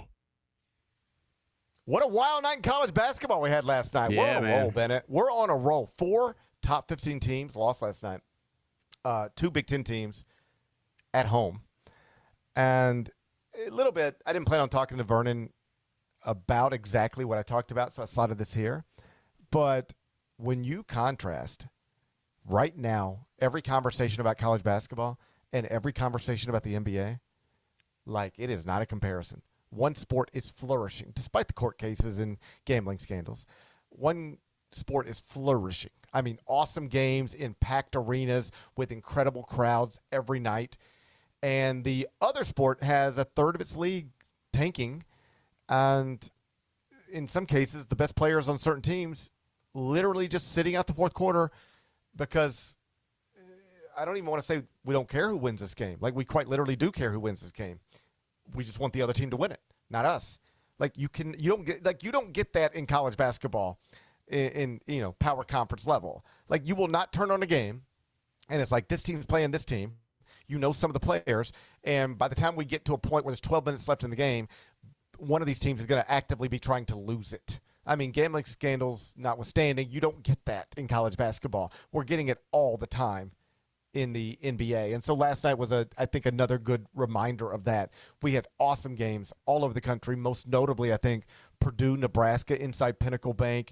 It goes to overtime. Braden Smith misses a potential game winner at the buzzer, but Purdue wins it in part because of an and-one late in overtime from a transfer named Oscar Clough, who could be the piece that helps get them back to another Final Four under Matt Pitt. Like, just all good stuff with college. I know the court cases and all that stuff, NIL, maybe it ruins it or diminishes it for some people, but the on-the-court product we have in this sport right now is incredible, and especially when you contrast it to the NBA version that we're dealing with right now. NBA playoffs will be amazing, but it looks like the next couple of months in that league are going to be, I don't know. I'll let Adam Silver address it this weekend, but college basketball, we could not be doing better right now, and last night was a pretty good reminder of that. Number 3. Tiger Woods' son, Charlie Woods, has made a commitment. I don't know that I'd ever even heard of one of these before. A public commitment, a verbal commitment to a golf program. I don't think we've ever talked about one of these before, but here we are. I don't think so. We've talked about basketball commitments and football commitments, maybe even a baseball commitment here or there. Never a golf commitment. We got one now. Charlie Woods, he is verbally committed to Florida State. He's going to FSU. Charlie Woods is going to be a Seminole. Charlie Woods is going to be a part of the same athletic department as our old buddy Mike Norvell. What do you think? How about that? I can't pretend to know the powers of NCAA golf, so I'm just going to assume good choice. I don't know the powers of NCAA golf either, but I've been to Florida State. I've spent time there. It seemed like a fun place to go to college. The sun is usually shining, so seems like a good choice to me. Yeah, you get to stay in your home state. It's a co-ed campus. They got girls there. What do you want? The sun shining, pretty girls. What and a golf course. What else do you want him to do? Good for him. Good for him. Good for Charlie Woods. I hope he wins the national championship, and I hope Mike Norvell turns things around down there as well. Number 4. The numbers are in for Bad Bunny's Super Bowl halftime show. Did you see the numbers? I saw they were big. They were big. It averaged 128.2 million viewers from 8:15 Eastern to 8:30 Eastern, and that would make it the 4th most watched halftime show in Super Bowl history. Do you know this, or you want to take a shit? Trivia time! Okay. Trivia time. Can you name the 4 most watched Super Bowl halftime shows? I just told you that Bad Bunny's is 4. Okay. So there's 3 ahead of him. Would you like to take a guess? Trivia time. So I'm going to go like with just because the sport has become so popular, in the past 20 years. So I'm going to try to go more recent ones. So I would say like Lady Gaga is one of them just because it's recent. Lady Gaga is recent. Lady Gaga is not one of the top 4 of all time. Like I don't think, I know Prince is like one that we consider one of the best, but I bet it's not one of the highest rated just because of the time. Prince is undeniably one of the best Super Bowl halftime shows of all time, arguably the best. It is not top. One of the 4 most watched. Beyonce is, I think, in many ways, the greatest performer of a generation, one of the greatest performers of my lifetime, somebody I have seen in concert and enjoyed. She did not do one of the 4 most watched Super Bowl halftime shows. Oh, then I'm going to suck at it. The Weeknd. That was another recent one. Didn't he perform the Super Bowl halftime show? The Weeknd is a person who has done a Super Bowl halftime show that looked like it was designed for people who are real deep in a bag of cocaine. Yep. He did not do one of the 4 most watched Super Bowl halftime shows. Bruno Mars. Bruno Mars is a short man who can really sing and entertain. Might have a gambling problem. I think I read that somewhere. He did not do one of the 4 most watched Super Bowl halftime shows. Okay, the Janet Jackson. Janet Jackson is a woman whose breast was exposed at the Super Bowl by, you know who. She did not do one of the 4 most watched Super Bowl halftime shows. Okay, well, I guess I'm having no chance of getting this then. It's certainly starting to look that way. I can't even remember all of them. Let me just pull up Super Bowl halftime shows. I promise I won't look at like the number that they did. Super Bowl halftime shows history. Okay, the full list. Okay. I'm going to go with so I'll go with the last one, Kendrick Lamar, because it was recent. The most watched, still to this day, as of February 11th, 2026, the most watched Super Bowl halftime show in history was performed by Kendrick Lamar. That's a fact. Okay, so see, then I'm right. 133.5 million in 2025. Kendrick Lamar has the most watched Super Bowl halftime show. Okay, then I'm just going to go with all these recent ones. Rihanna's amazing. A billionaire. She does not have one of the 4 most watched Super Bowl halftime shows. Dang it, Eminem. I mean, GOAT. You kidding me? GOAT. One of the greatest of all time. Does not have one of the 4 most watched Super Bowl halftime shows. How about Madonna? Madonna, she was like a virgin. True story. There's a little restaurant here right by my hotel. I just walk past it all the time, called the Russian Tea Room. And it just sort of stood out. Like, why is the Russian Tea Room here? Like, I don't know if it's because the signage just stands out, but I just walked past it and I was just interested. And so one time I Googled Russian Tea Room. I just wanted to, like, what is going on here? And do you know who used to be a hostess at the Russian Tea Room? Madonna? Yes. How about that? Yeah. So I went there. I was like, you know what? I'm going to go have lunch there one day. All right. Well, go ahead. Sorry. It was. I did not enjoy it. It was not. I did not have a great lunch there. Madonna was a hostess there one time. She does not have one of the 4 most watched Super Bowls in history. Okay, then since he had one of the biggest ever, I'm going to go with the one that Bad Bunny was a part of, which is Shakira and Jennifer Lopez. Shakira and Jennifer Lopez. Oh, buddy, they can both dance. But they did not do one of the 4 most watched Super Bowl halftime shows in history. I give up. In order, the 4 most watched Super Bowl halftime shows in history as of this moment are number 1, Kendrick Lamar in 2025. Okay.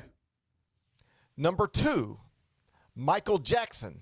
Oh, yeah. I mean, come on. 1993. He's the biggest star ever. Yeah. Yes, but that should be evidence for when, you know who's going to try to tell you, well, this is just because they're the most recent ones.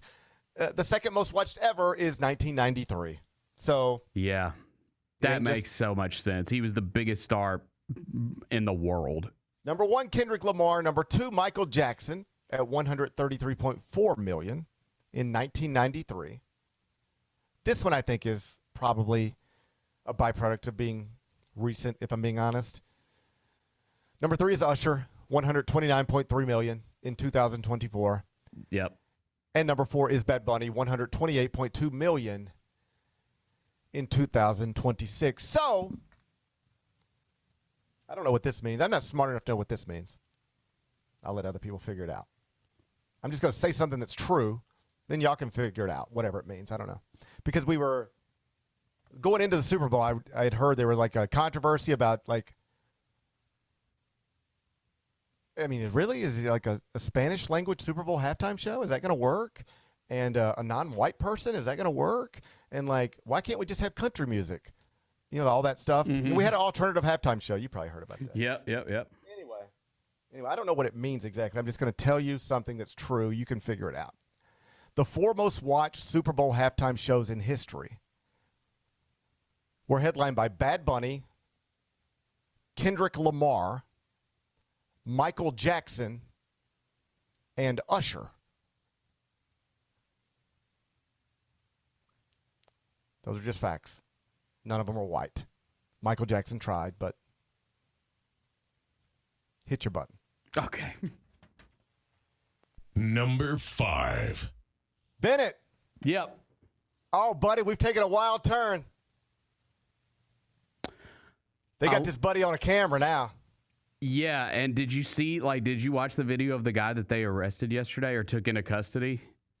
Yeah, he seems to just be playing video games or something. I know. Well, I don't know if I don't know. I should say I don't know. I should make that clear. Well, they released him pretty quickly. I would think that they didn't know either. So yeah, I don't know. He was released pretty quickly. But that was interesting. But yes, I saw the Ring camera footage, which I don't understand what he was doing with the plant when he was he was trying to cover the camera. But I saw this is what I'm talking about. This is how we know this guy's not sophisticated because I watch Dateline sometimes. There's ways to do. I know if I were going to try to abduct a human, which I would never do. I want to be clear about that. I want to be very clear about a couple things. All right, I would never try to abduct a human. Okay, but if I did, it would not be an 84-year-old. That's crazy.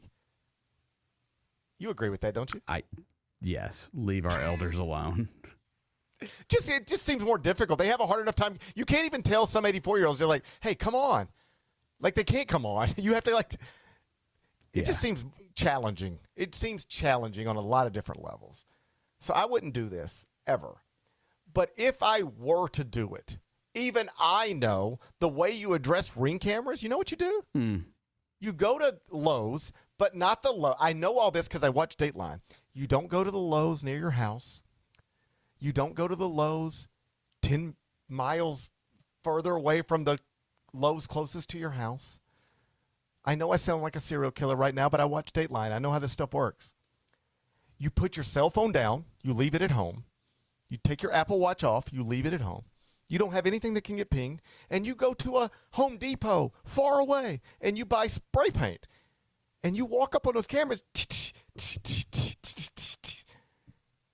And this buddy's trying to put leaves in front of it like an idiot. I didn't understand the leaves, how that was going to affect the idiot. Ring camera. That didn't make any sense to me.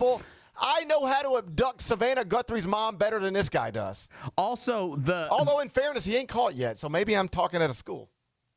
The other thing, too, is, he's wearing a ski mask in the Ring video. Who buys ski mask anymore? I would assume you, Bennett. Can't you and ICE agents. I would assume you and ICE agents. You and ICE agents buy ski mask. Can't you just go? Pooh Shiesty and ICE agents. That's who I think's the answer to your question. I just wonder if you could find out because it looked new. I wonder if you could search who's bought ski mask in this area in the last 48 hours or something like that. That is quite literally what they do. You know that. Yeah. They identify things on you and they start going to, then they find stores that sell those things, and then they go to those stores and they start pulling receipts. That is quite literally what they do. So there I could be an investigator. I could be an investigator. No, I mean, yeah, I was like, of course, watching the ring video and then watching the video of the gentleman that they took into custody yesterday and like comparing the body types. I mean, they were, I don't know. I don't think you could really tell. They were, that guy looked like me, but taller. They were of similar build, I guess, but I don't think there was anything to decipher from that. Okay.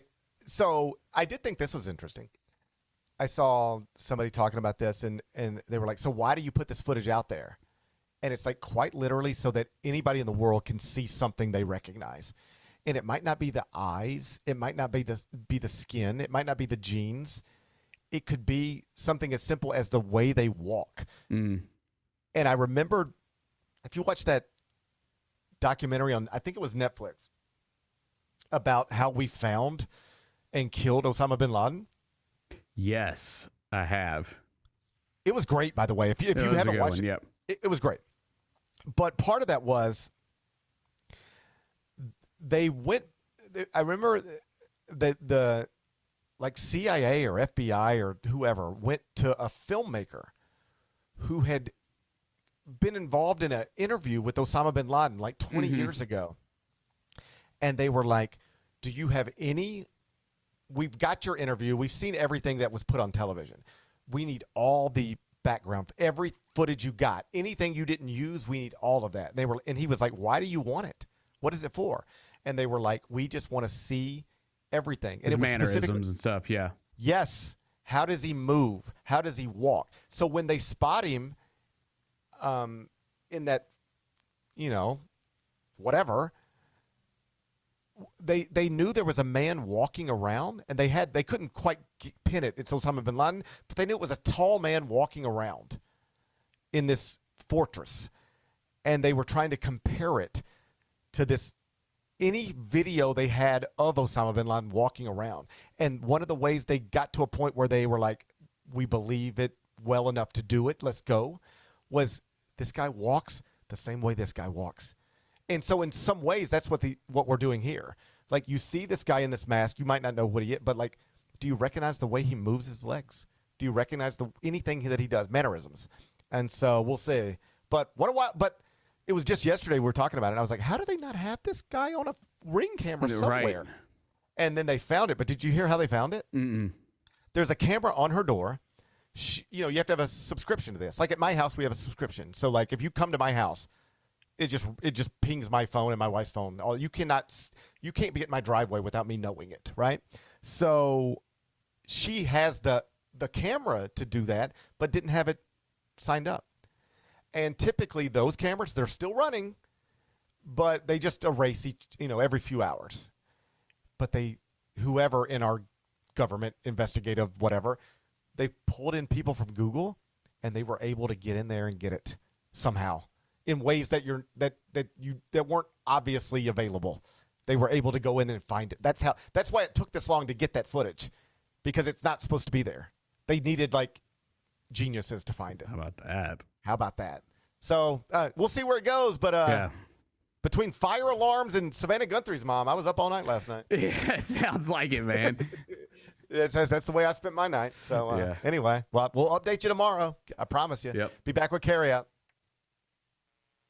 Grizzlies fans, dunks, dimes, and no-looks are great on TV, but nothing compares to catching them IRL. And that starts with buying tickets at Ticketmaster, the official ticket marketplace of the Memphis Grizzlies and the NBA. Ticketmaster gets you to the game so you can catch every highlight in person. From seeing your favorite Grizzly stars up close to hearing the squeak of the sneakers on the hardwood. Put that jersey collection to use and get tickets at Ticketmaster. There's no better brag than saying you saw it live. See you courtside, Memphis. Jeff Dunham, Artificial Intelligence, his all-new tour. You're the other white meat. How can you be so smart on one hand and so stupid on the other? Well, you're half of it. I realized I could have avoided all this years ago with one simple word. I do not. Silence! Don't miss a Memphis. Friday, April 10th, FedEx Forum. Tickets on sale Monday, September 29th at JeffDunham.com. Sonic Radio. Welcome back to Sonic RNDIO. That spells radio with me, the CIO. This just in, the new Sonic $1.99 menu lets you build a crave-worthy meal for just $1.99 an item, whether that's a creamy shake, crispy tots, or a quarter-pound double cheeseburger. This just out. Ostriches. They're mean, not very cute, and in my opinion, way too big for a bird. Don't miss the Sonic Fun 99 menu. 5 items, always $1.99. Live free, eat Sonic. Tax not included. See menu for details. Own the 2025-26 Grizzlies season with the 10-game Flex Pack, the ultimate way to catch all the action on your terms. Choose your favorite matchups from intense rivalries to weekend thrillers and customize your pack to fit your schedule. With 10 games to pick, you'll never miss the moments that matter most. Visit Grizzlies.com/packs today to build your perfect ticket pack and cheer on the Grizzlies your way. It's your team, your season, and your schedule. So don't miss out.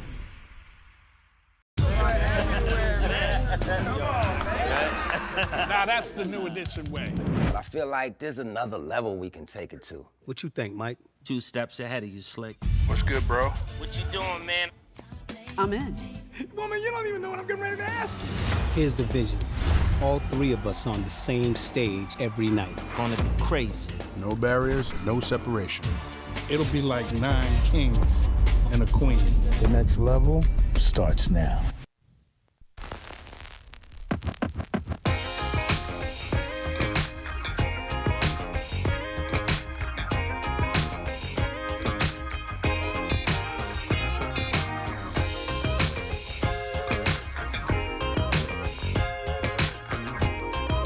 Grizz fans, defend your home court from pests with Terminex. Before cockroaches, spiders, and mice show up, Terminex. With our pest-free 365-plus year-round protection plan, visit Terminex.com today and enter code SAVE50 at checkout to save $50. Terms apply. Go Grizzlies. Let's do carryout. It's time for GP's Carryout. One final segment filled with stuff to take with you. It's not everything you need to know, but it's most of it. What did we miss today? The suspensions are in. We got 4 of them. The NBA has suspended Pistons forward Isaiah Stewart 7 games. He got the most of it for leaving the bench area and participating in a fight in Monday night's brawl-marred game against the Charlotte Hornets. Isaiah Stewart gets 7 games. Miles Bridges and Moussa Diabate get 4 games each. And Jalen Duren, University of Memphis alum, he gets 2 games for initiating the altercation and for fighting. So all 4 players that were prominently involved Monday night, they're all facing suspensions. Isaiah Stewart gets the longest, 7 games for him. What's today's biggest game? Bennett, taking you back to college basketball. We're going to go to the SEC. We're going to go down to Oxford, Mississippi, 6 o'clock tip, SEC Network.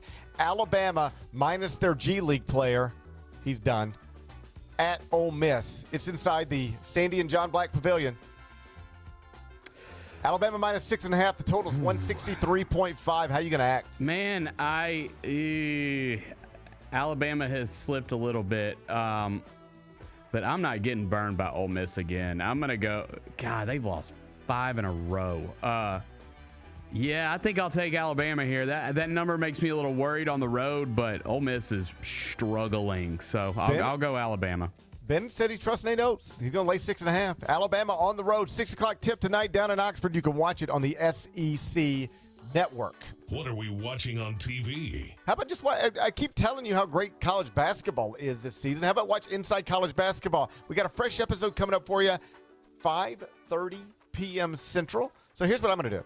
I'm gonna say rep your hood and all that stuff. Then I'm gonna lay down right behind this. Right behind it. I'm gonna lay down. I'm gonna take a nap. Then I'm gonna wake up and try to look like I'm refreshed and everything, and go and we'll talk about basketball. Fresh episode Inside College Basketball, CBS Sports Network, 5:30 p.m. Central. Then we got a doubleheader, and then we'll recap the night at the end of the night. So join us, channel 221 on DirecTV if you got it. What's the best thing we've read? Updated the top 25 and 1 by acknowledging that it was a wild Tuesday night in the sport. 4 top 15 teams lost. 2 of them were in the Big Ten. 2 of them were at home. That was a shakeup in the rankings. You can read about it at cbssports.com. What's on tap for tomorrow? Well, tomorrow's going to be Thursday. Michael Wallace is going to join me, so we'll talk all things Grizzlies and NBA with him. Look back at Grizzlies Nuggets. I'll check in on Bennett. You know, you got to check on. That's what I see sometimes on Instagram and stuff. You know, it says you got to check in on your people, right? Yep. So I'll check in on you, Bennett. See Thanks, how you're man. doing. It's another night. So it's another late night of tanking for you. That's okay. I'm looking forward to it. I know you are. But it's like this ain't the way we expected to be spending our February. We're all adjusting. Very true. We're all adjusting. I'm gonna be thinking about you tonight. I'll check in on you tomorrow. All right? Sounds good. Enjoy the rest of your day. I'm gonna do my best to enjoy mine. And let's meet back here tomorrow at 10. Till then, be careful, be kind, be good. Rep your hood.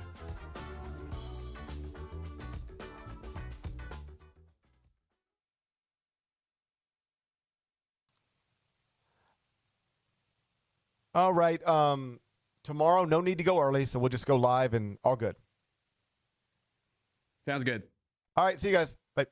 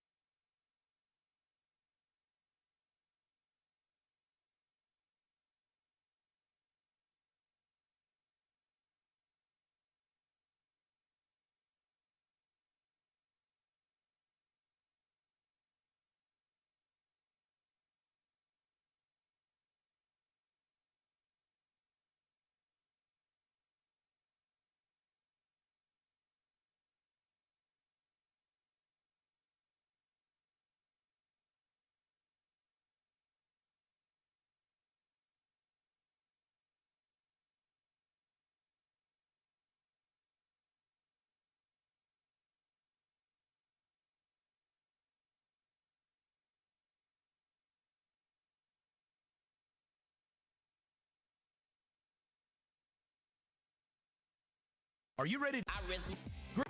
The Grizzlies. Sonic. Kroger.